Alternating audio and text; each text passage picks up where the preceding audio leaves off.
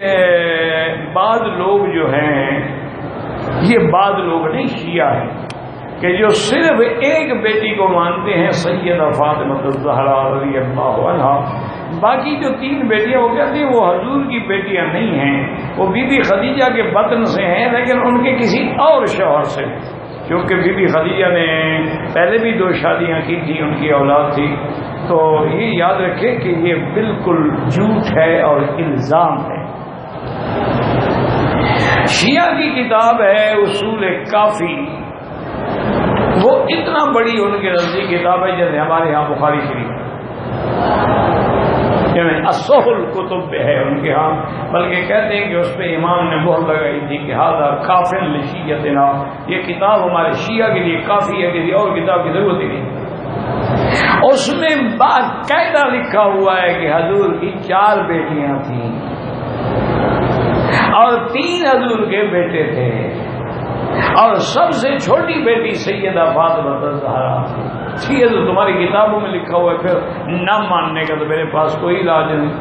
وہ مسئلہ مشہور ہے نا، ایک آدمی گیا تھا ملتان، کہتا ہے جی میں نے سارے ملتان والوں کو جھوٹا کر دیا۔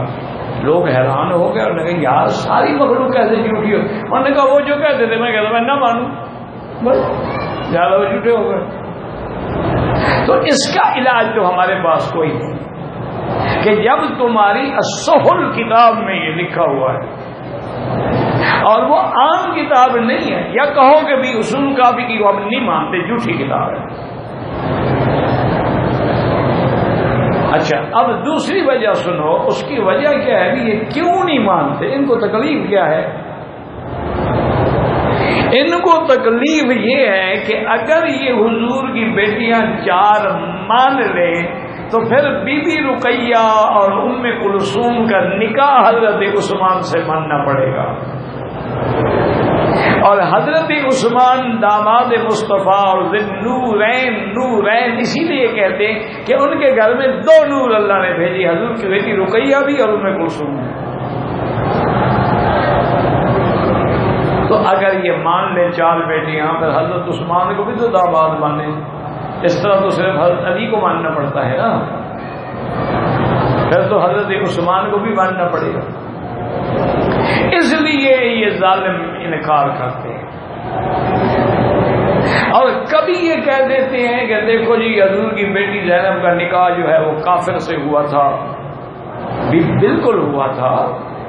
حضور کا نکاح جب بی بی خدیجہ سے ہوا ہے، کیا وہ مسلمان تھی؟ کوئی عقل کیا کرو نا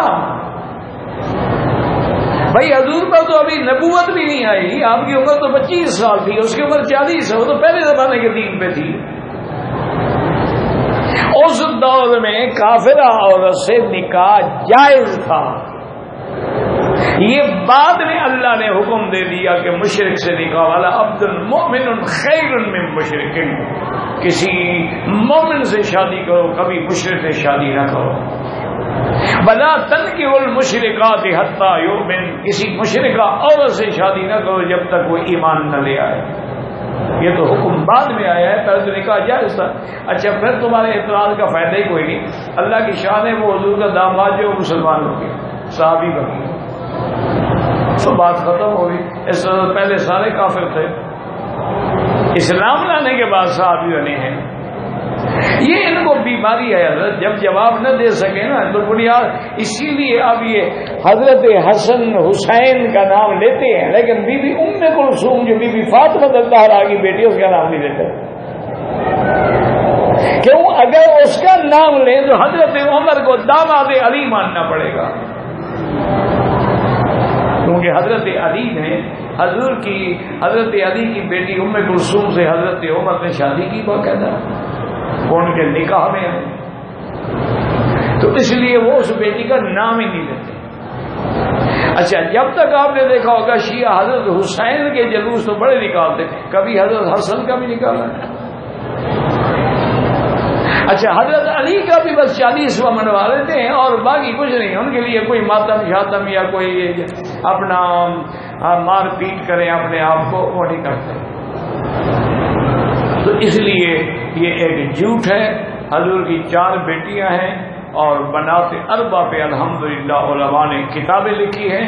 اگر آپ نے نہ پڑھی ہو تو اردو میں بھی ایک کتاب ہے بنات اربع.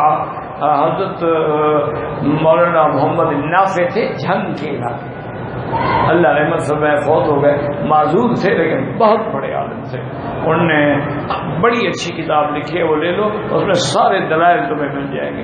اسی طرح انہوں نے صحابہ کے لیے رحماء بینہم بڑی بڑی کتابیں لکھی. معذور ہو کر بھی لکھواتے تھے، لکھتے اور تھے.